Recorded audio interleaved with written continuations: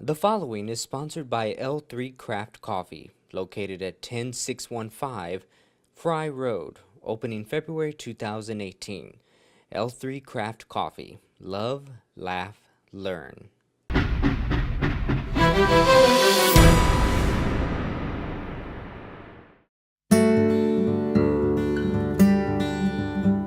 Jim Wells has two passions that have guided his life: teaching students and basketball.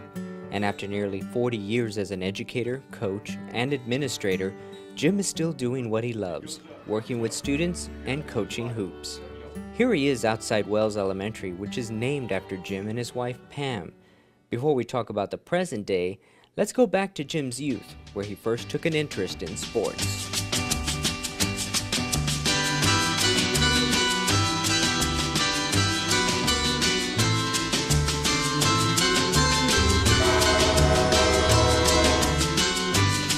Jim's first taste of sports was baseball as a child, but it was short-lived. I didn't do a household chore, and my father was not happy with me, and so he took my baseball uniform and took it to the coach the day we had a game, and I never played organized baseball again. Of course, I learned my lesson. I should have done the chore. It was then that Jim thought about basketball as a new activity because his mother had excelled at the sport for the Plant City High School back during the war years. He wanted to follow in her footsteps, so he diverted his passion for baseball into this new sport. He would dribble the ball about a mile away from his home to a nearby park and practice. When Jim tried out for the 8th grade team, he was cut. The following year he tried out again, only to be cut once more from the 9th grade team. He began to think he was not good enough for the game. Then a coach took notice of Jimmy, as he was known back then. He saw potential in Jim and approached him. We're going to put you in athletics next year and you're going to play basketball. I thought, wow, okay, it's that easy. Well, it wasn't that easy. But anyway, they put me on the JV, and of course I wasn't very good, but I practiced, and all these guys who were in junior high basketball that, were the football players and all the popular kids and whatever, they played all the way up through. It got to the point to where, I was playing on par with them. Plant City High School was a Central Florida basketball powerhouse. The Planter basketball team made it to the state finals 4 out of 5 years, and Jim's sophomore year, the team won the Class A boys state championship. The following year, through his hard work and with encouragement from his coach Larry Martin, Jim improved his skills enough to move from the junior varsity to become a starter for the defending state champion Planters his junior year, and from there he went to play ball at Florida College on a scholarship. While in college, Jim was a political science major, but it did not seem to be his calling. He then made a beeline to the College of Education at the University of Houston because he realized that his strength was in people. Upon graduating, Jim was hired at Springwoods Junior High and Spring Branch ISD and coached multiple sports. In 1979, Jim made a switch to another school district, a district that he would call home for the next 3 decades. Came out to this place called Cypress Fairbanks and became a coach and teacher at Cypress Creek High School. I was assistant basketball coach there and coached there, for the next 2 years at Cypress Creek, which was a fledgling program because it was a new school that had just opened up. Jim's first stop in CFISD was at Cypress Creek High School, where he served as coach and eventually assistant principal. After that, he made a short stop at Watkins Middle School as an assistant principal before a promotion came along to be the founding principal at Thornton Middle School, where he would stay for the next 9.5 years. Jim ended his career in CFISD back at Cypress Creek as principal for the next 10 years, retiring in 2012 as the longest tenured principal in Cy Creek's 40-year history. Early on, when Jim was offered an AP spot at Cypress Creek, he was also offered a head coach position at Cypher High School. Basketball being such a huge part of his life, the decision of which path to take was a difficult one. For many, many years, I was really regretful of it because again, coaching is a love of mine, and I really missed it. But I think I made the right decision, even though who would have known, years later, 30, 35, 37 years later, I'd gone full circle back to coaching part-time. Take care of the ball, take care of the ball. You would think that after a nearly 40-year career in education that a person would want to just sit back and not do too much and enjoy retirement.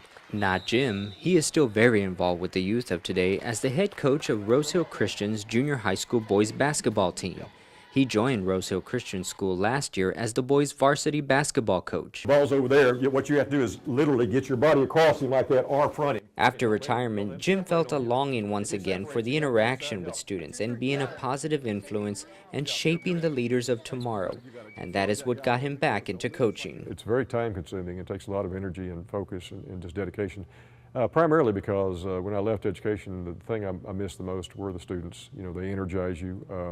You know, these kids that I coach here and work with every day, I work with 30 young men every morning. You know, they're just a blessing. You know, they're really great kids, and they believe and everything you tell them, and they strive to do everything you ask them to do. You know, they're just really very dedicated kids. You did a really good job on him. You did. You know what? He scored those two right there, but that's the only time he scored since the first quarter. I think I see myself in those kids because, again, at that point when I was this young, clumsy kid who was cut twice from 2 basketball programs and you know, just didn't seem to fit or belong until later when I had the opportunity to, you know, to prove myself. I live and die by the adage every day that, you know, no one really, truly knows what's inside of you, what potential you have. You know, and every one of us walking around is lurking, you know, success.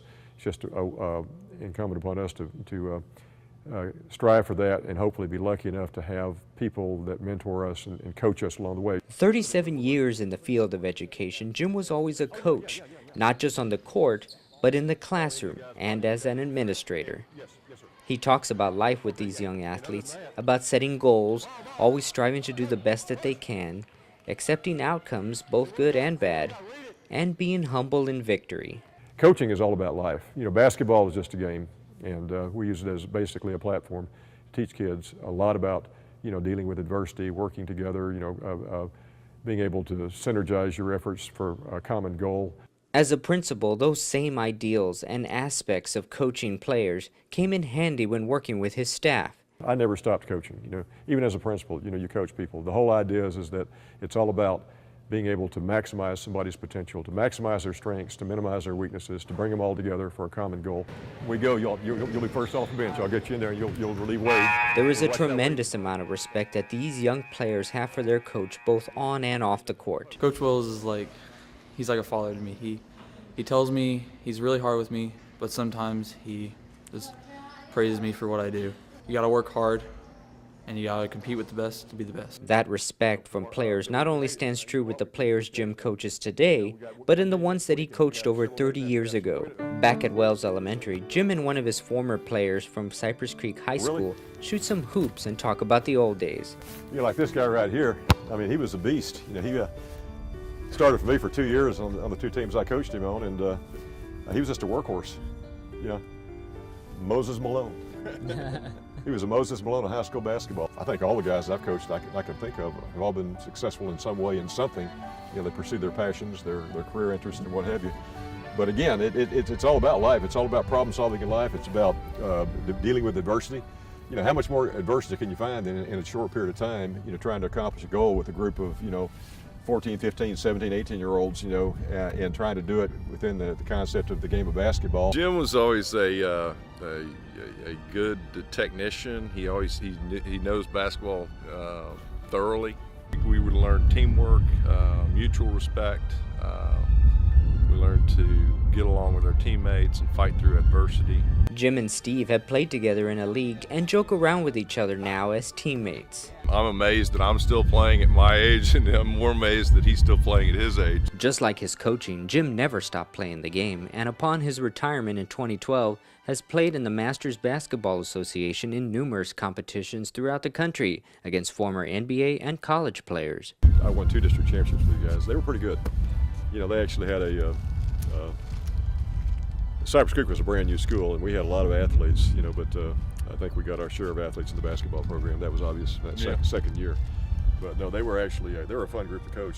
It's kind of like this group I'm coaching now at Rose Hill. You know, this 8th grade group is really special because they're good athletes, but they're just great kids. Jim plans to be involved with Wells Elementary as well by working with these young kids and teaching them some basketball skills. What's going to be really fun about this is that some of these kids at Wells Elementary School, the Explorers, will then go across the median over here and they'll play basketball over there at the Bridgelands High School. It'll be kind of fun to kind of watch some of these kids do that. Hey, big guy, great job. You're a good player.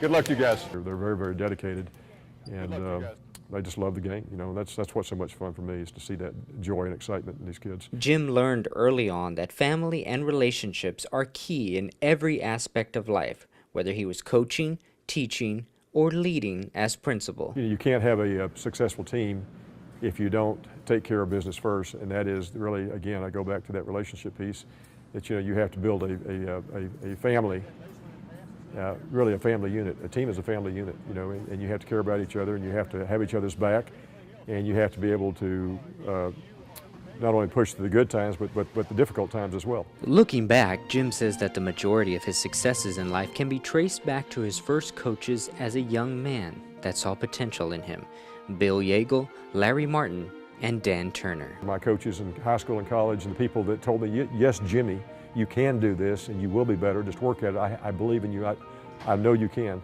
And I did, and it's only because of them that I'm standing here right now talking to you today, because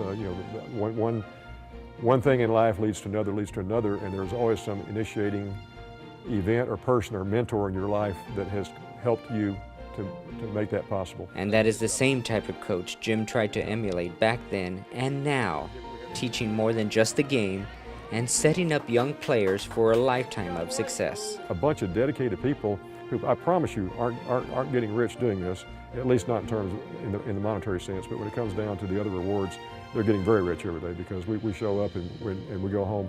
It's exhausting, sometimes it's frustrating.